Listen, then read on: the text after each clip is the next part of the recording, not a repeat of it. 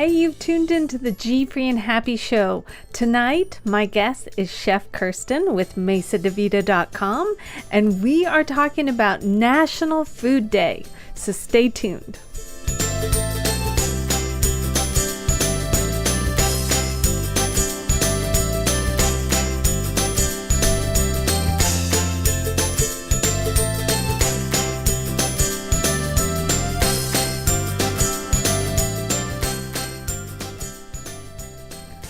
Welcome to the GFree and Happy Show that happens every Monday night at 7 p.m. Pacific, 10 p.m. Eastern. And I'm your host, Kathy.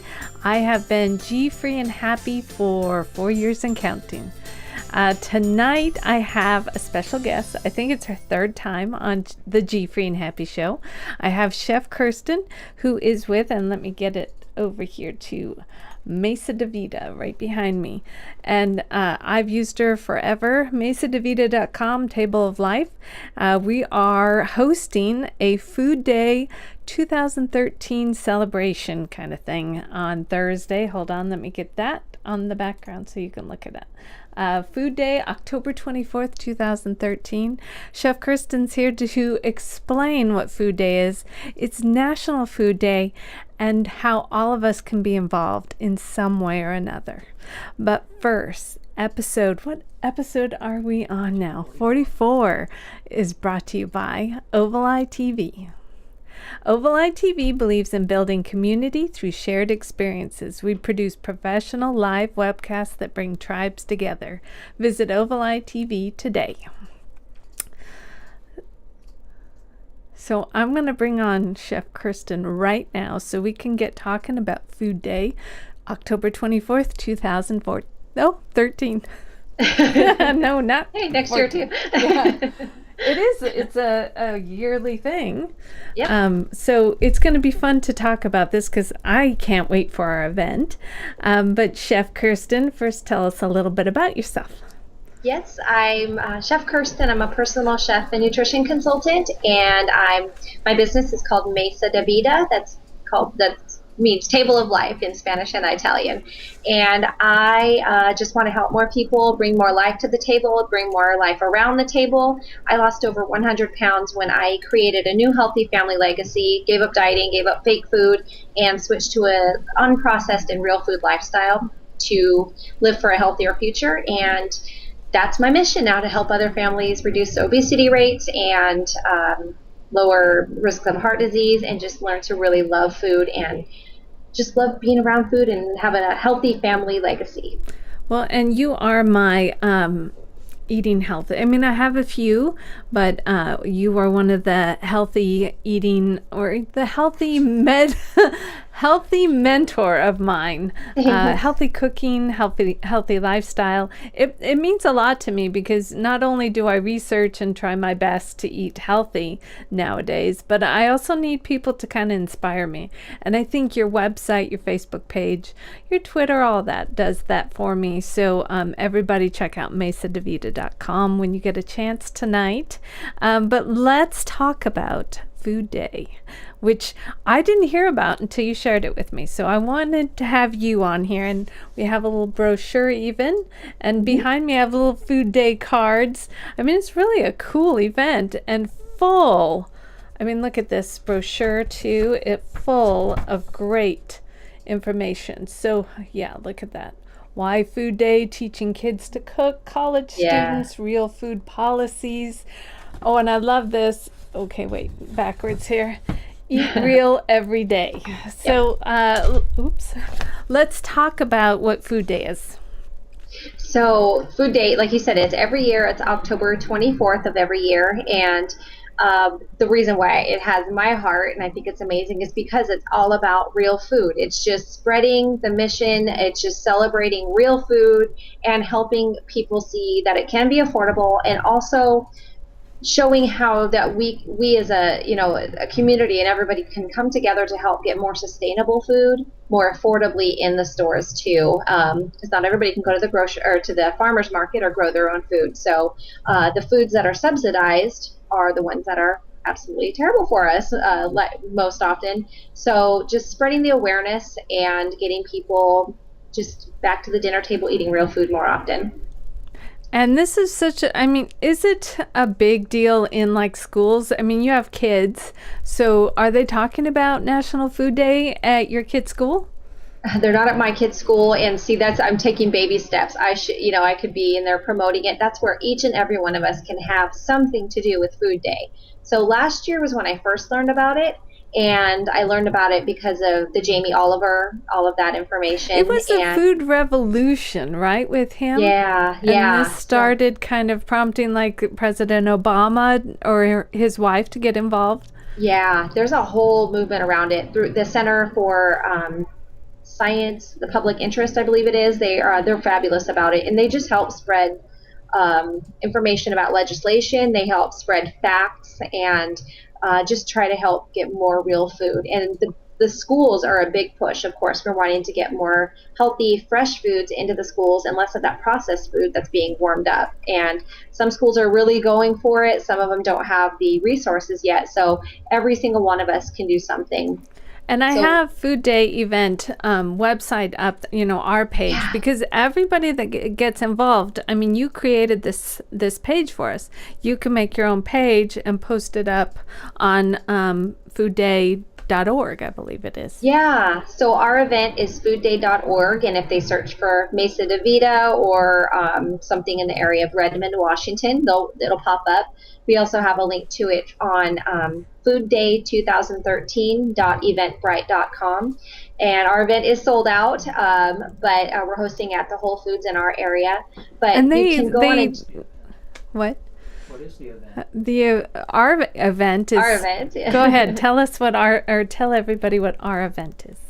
So our event is a Food Day celebration, and we have a few things we're really going to point out, but all together what we're doing is also raising funds for HopeLink, and what we're hoping to do is secure a plot of land at a local small farm we'll talk about, and donate that to HopeLink for families in need to grow their own food for free, and they can just harvest it all year round and enjoy that. So, go ahead. No, well, the picture that we showed, the Food Day thing, the Food Day, right here. It actually has, we're going to talk about her too, Farmer Jane, Yes. and her farm. And then, of course, Mesa de Vida has some pretty pictures of whole food recipes that she has on the pictures. But I thought it was really unique here in the Northwest, and I'm sure there's many towns in the U.S., but we have like a whole valley right here full of farmers and we have schools and communities, and I don't think we all connect as well as we should. So I think this kind of a day would really help kind of I don't know how to get the schools involved, but I think Farmer Jane had some ideas too. But go ahead and tell a little bit more about our day that we had planned out.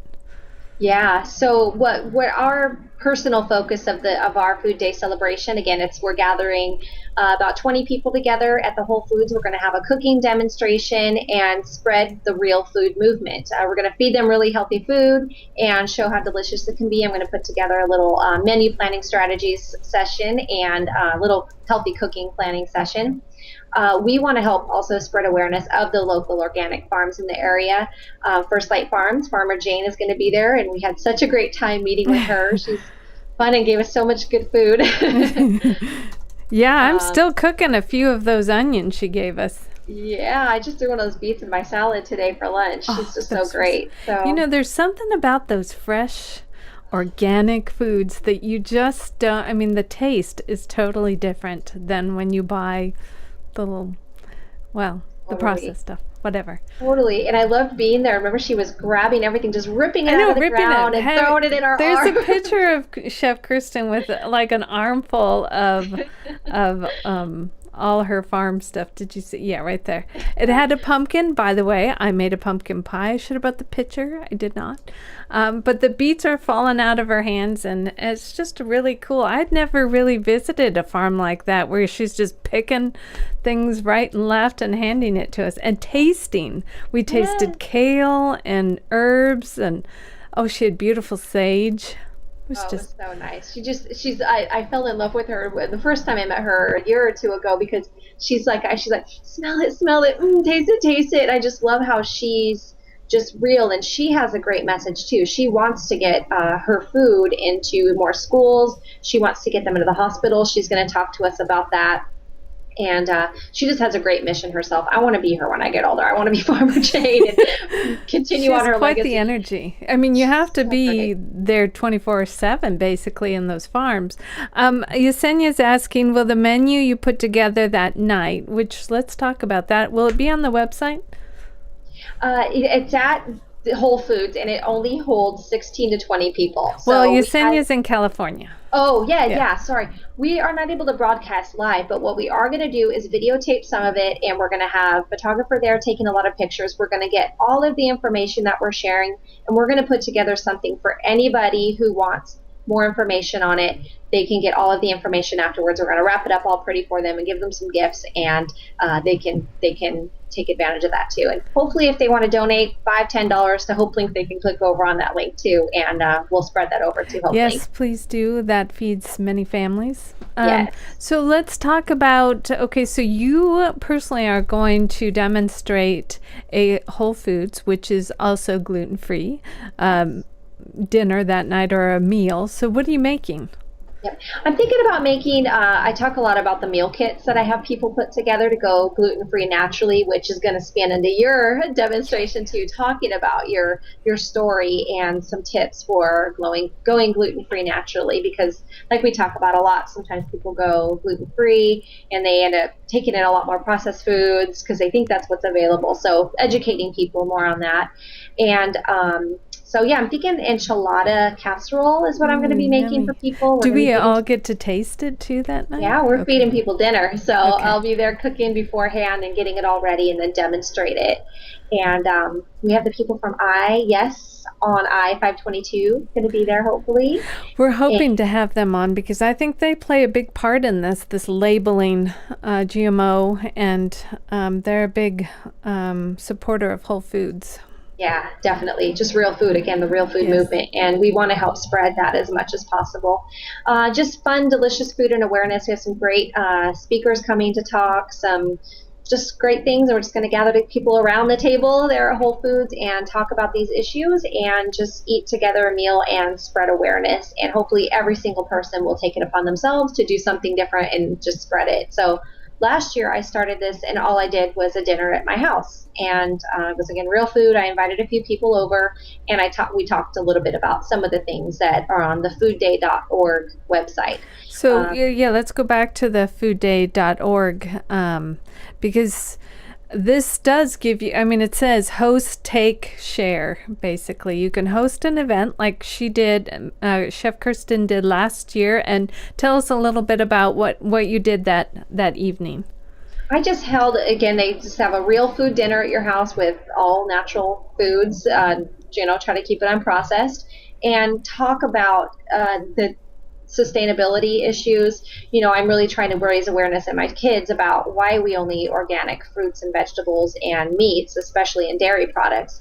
What are the conditions that the animals that are raised conventionally, what are they in? Why that's bad for our health, why it's bad for the environment, and just, one person at a time, one meal at a time. Of course, affordability is an issue. That's why I was not mainly, 100% organic before, but it's getting better, and there are things you can do to bring the cost down. And also, the more of us that do purchase organic and sustainable foods and show big government, show the big dollars where we want where we're putting our dollars, they're going to help fund those over the icky stuff so much, because a cheeseburger does cost more than a peach or less than a peach. And I just bought some organic grapes the other day at Whole Foods, and so good. Yes, they're delicious. I think yes, I'm going to have some afterwards with wine. So let's talk about take action. Some of the things that we could do to take action. Can you name a couple? Well, we can just do it ourselves. So host your dinner, try to get educated on some of the issues yourself, and you can spread that around to your family. Getting your kids cooking, that's a big thing too. So a lot of families I work with, especially, they don't cook dinner ever, and the kids don't know what it's like to have a home-cooked meal. So getting that back into the family, just starting to cook a little bit more. Just a little more. Just a One little night. more. Just there you go. Exactly. One step at a time, just doing something a little bit better over time. It makes a huge difference if everybody does it.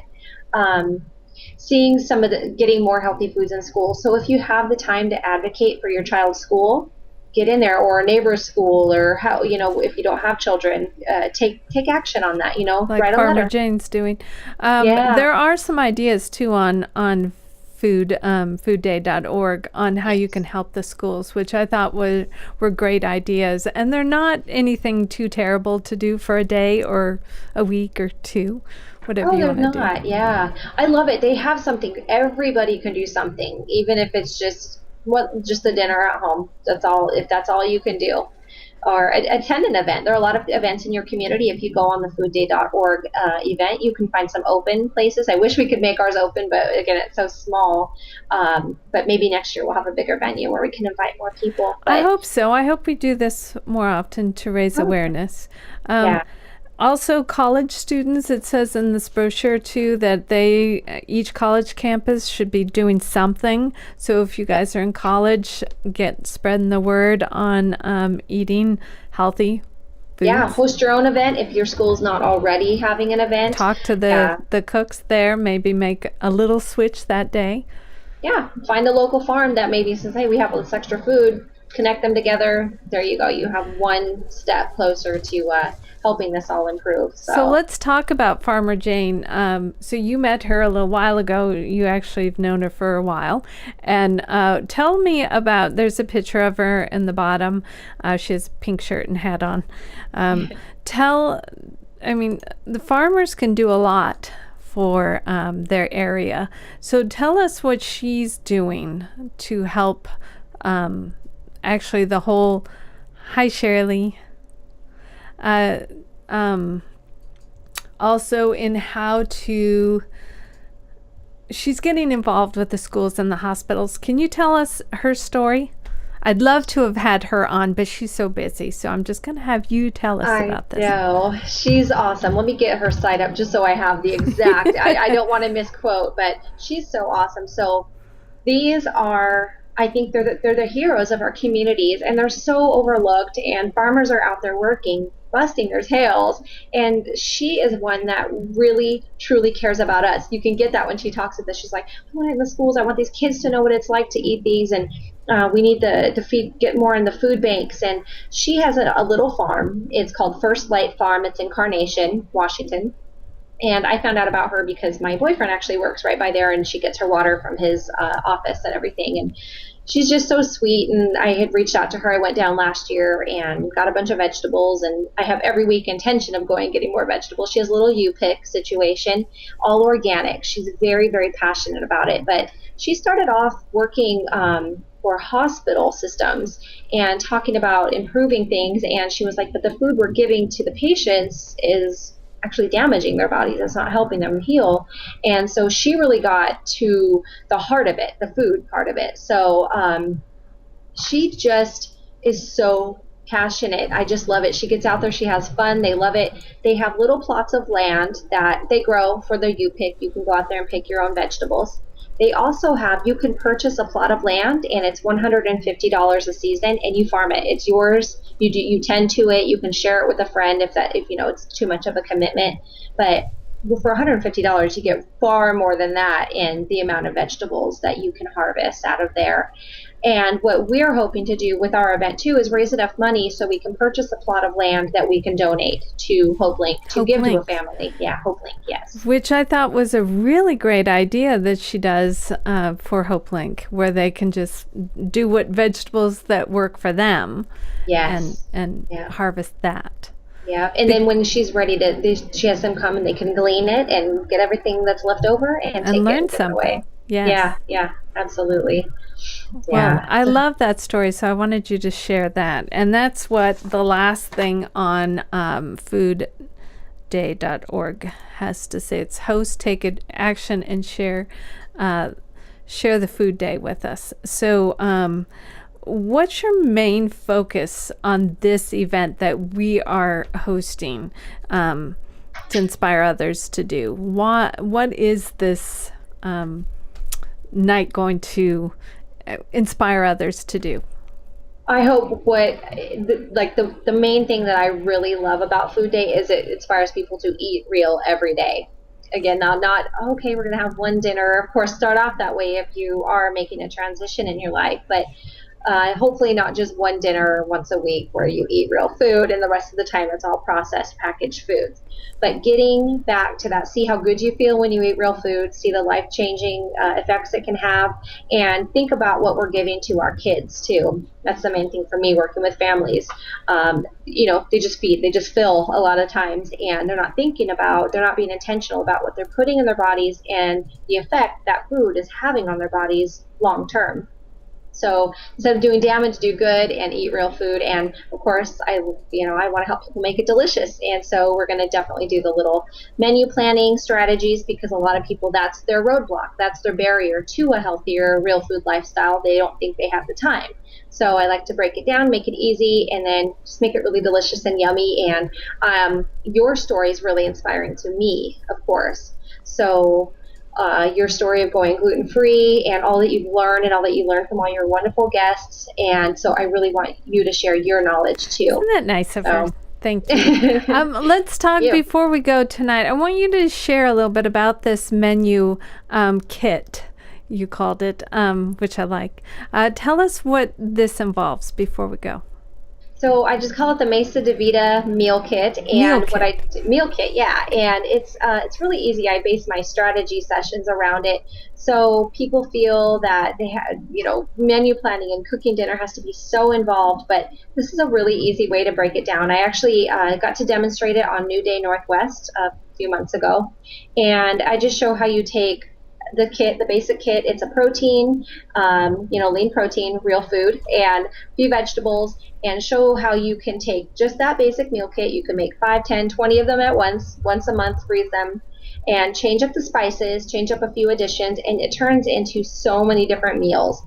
And it shows easy ways to make a meal once, turn it into another meal, and just always be one step ahead. And half the meals they take like 10, 15 minutes to put together. And there's really good combinations too. I mean, with the protein and like the sweet potatoes or the cauliflower and I learned a lot about how to place kind of on the plate the color and the protein and the vegetables and a little bit of like rice or whatever, but mainly you're all about the whole foods. Vegetables, foods, mainly vegetables. That's it. I tried. Most of the time I would say meat is not the main star, it's the vegetables, and I like to try to get people planning their meals and their day around the vegetables and the fruits that they're eating, then fill in with the rest of it, because we could always use more veggies, of course, and usually less of the other. And I love that about you. I learned that right in front, when I first started the menu plan that you have. But also, one more thing before we go, what is the one tip that you could tell anybody tonight on eating healthy? What would be that one thing? I'd say the one thing lately that people are like, oh, I didn't know that, or oh, this tastes so good, what's your secret? It's adding vegetables as the flavor base of your meal. So the sofrito, which I just wrote about, it's on mesadevita.com at the top of the blog, but adding a sofrito, so it's an onion, a carrot, bell pepper, I throw in a bunch of kale, garlic, some zucchini, some tomatoes. That's the base of pretty much so many recipes that you can make. So lasagna, enchiladas, we're going to do that the food day for the enchiladas. But you puree it all in the food processor, and it's this delicious flavor base. And I just did a cooking class, a private one the other night for a family, and everybody's eating this ordinary spaghetti sauce, and they were like, this is amazing, what did you do? There's no secrets. There's just some dried herbs, some fresh herbs, a little few tricks, which we'll go over. But adding all of those vegetables, it gives you sweetness, it gives you balance, it gives you brightness, it gives you acidity. And so it makes everything that you cook taste so much better. So add veggies to everything. I love that tip. And actually, Yesenia's a big fan of yours. So grass-fed versus organic. And wait a minute, she says, what about meats? What would we consider real? And then she says grass-fed versus organic. Yeah. So we're going to talk about that at the event as well. So organic meats, Build a Butcher, if you go to their website, theonlymeat.com or buildabutcher.com, I believe, Twitter is at theonlymeat. They are great resource for that information. Organic doesn't necessarily need grass-fed. Organic's better than conventional usually, but the thing is, cows are meant to eat grass. They're not meant to eat corn. They're not meant to eat soy. And so basically what I like to get people thinking about, that animal that you're eating, if you choose to eat meat, that animal is energy that you're taking into your body. So if it's been destroyed, if it's been treated terrible, if it's been fed foods that are not good for it and it's damaging the cells of their body, you're eating cells of that body when you put it in yours. So it directly feeds into you. So taking very good care. Grass-fed is what they're meant to eat. And usually farms that are doing the grass-fed, they're taking very good care of their animals, and they're not needing all of those antibiotics. They're not allowed to have antibiotics, which one thing about the organic is good that they don't have the antibiotics. But if you can go grass-fed, it's the best to do. Nicely said. And I was just thinking that I grew up with my dad who hunted every season, poor deer and pig and all of that. But heck, it was probably really good for us, and it was budget friendly. I didn't look at it that way. People get so skeeved out by it, but they'll go to the store and buy a package of meat. I think there's a respect when people hunt for their food. They take in all of that animal. They don't feel wasteful about it, or they're not usually wasteful about it. So the animal's given its life for you. It's, if you eat meat, I feel like their life does need to be in balance. I feel like too much meat's bad, of course. Just like, for some people, vegetarian, vegan lifestyle is very healthy. Some people it just doesn't work out that well for. So if you choose to eat meat, definitely, if you're hunting for it, you have great respect for that animal and it's nourishing you. So nicely said. And so tell us where we can all find you, and if you have any events coming up. You said you're going to be on the radio soon, or tell us about that too. Yeah, so I'll be back on Northwest Wild Country Radio this coming Saturday morning at 6 a.m. At 6 a.m. But it's replayed and it's live on Comcast and iHeartRadio, and the links are on there. So it's northwestwildcountry.com. I'll be back on there. And for right now, that's about everything for the moment. I'm on the health link right now. So if you look at king5.com, their health link, they have Healthy Dish, and I have a few new ones coming out here. But yeah. And she's on Mesa de Vida, of course. And MesaDeVita.com. You can get her on Facebook at Mesa de Vida. And then also on Twitter. She is on Twitter at Mesa de Vida. So thank you again, Chef Kirsten. Thank you. I hope everybody looks into foodday.org and at least does a dinner for themselves. I think that's a great idea for your kids, for your friends, for your loved ones, whoever. Just do that, if anything. Yes, absolutely. Okay. Yeah. Thank you again for being my guest tonight. And I can't wait to see you on October 24th. I'm so excited. Thanks again. Thank you. So try mesadevita.com. Check out, she has a ton of gluten-free meals too on there and recipe ideas. Next week I have Paula. She is the founder and CEO of dineware.com. I talked about it one time before about how us GFree people have a hard time going to restaurants and feeling safe. So she's doing a whole business around teaching restaurants to be accountable for food allergies. So stay tuned for that next Monday. Until next Monday, have a great GFree and Happy week, and check out gfreeandhappy.com. Thanks.